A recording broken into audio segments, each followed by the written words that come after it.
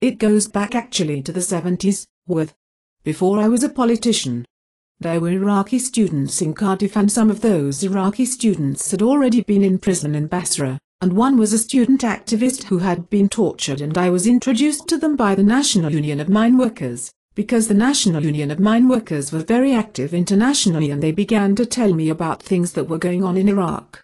I had not much knowledge of Iraq beforehand. Some of the things were so terrible I hardly believed them myself. I was also the chair of an organization called Qadri, which is the Campaign Against Repression and for Democratic Rights in Iraq. That was set up earlier, when I was at the European Parliament, but in 1984, when I came back to the House of Commons, I became the chair of Qadri. It was an organization which, of course, had many Iraqis as members from all over the world, and some of those Iraqis who were old members of Qadri are actually now in government in Iraq, like the Prime Minister of Kurdistan, Hamsali, like the Foreign Minister, Hoshiyar Zebari.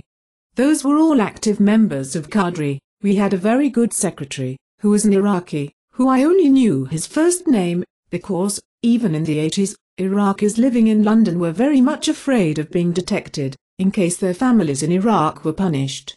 There were some Iraqis here already who were attacked, people like Alawi, who became the first Prime Minister of Iraq. He was attacked with an axe. The secretary of our organization was a young student, an Iraqi student, from Najaf, and I never knew his proper name. I only knew him by one name, and it wasn't until 2003, when he went back to Iraq to run a radio station, that I actually knew his proper name. He used to bring me in the House of Commons, every 2 weeks or so, lists of people who have been executed at the Abu Ghraib prison. Now, I would sometimes say to him, "Look, is this true? Can you prove it? Because if I'm going to put out a press release, I want to be sure that it is accurate." He would come back and say, "Yes, it is true," and then, this became a regular thing.